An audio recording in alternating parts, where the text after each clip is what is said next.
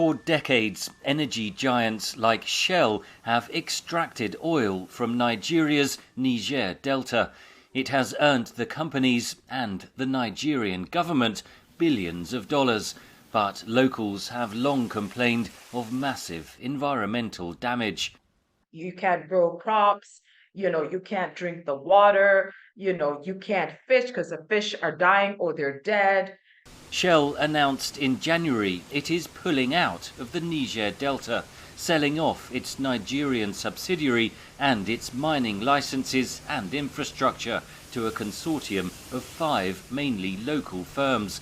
Shell says it's part of a plan to transition away from fossil fuels. Civil society groups say Shell must do more to clean up the environment before it leaves.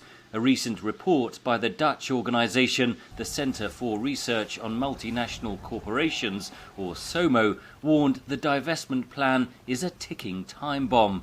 We are very concerned about the legacy of pollution being left behind by Shell, but not only Shell, but even other oil companies that have divested their assets from the Niger Delta.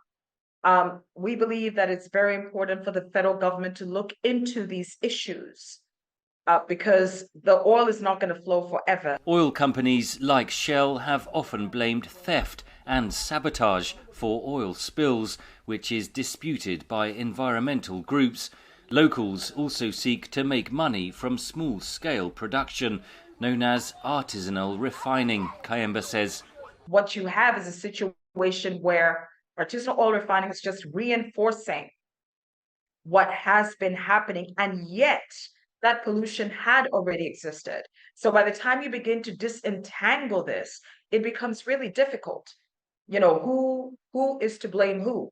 The SOMO report claims Shell is selling its operations to domestic companies that may not have the finances or willingness to deal with the old infrastructure. In a statement, Shell said that its divestment program will allow regulators to apply scrutiny across a wide range of issues and that the government has final approval. The firm said it will continue to deploy its technical expertise under the terms of the sale to the new buyers. The Nigerian government has indicated it intends to approve Shell's divestment plans. The Ministry for Petroleum Resources did not respond to VOA requests for comment. Henry Ridgwell, VOA News.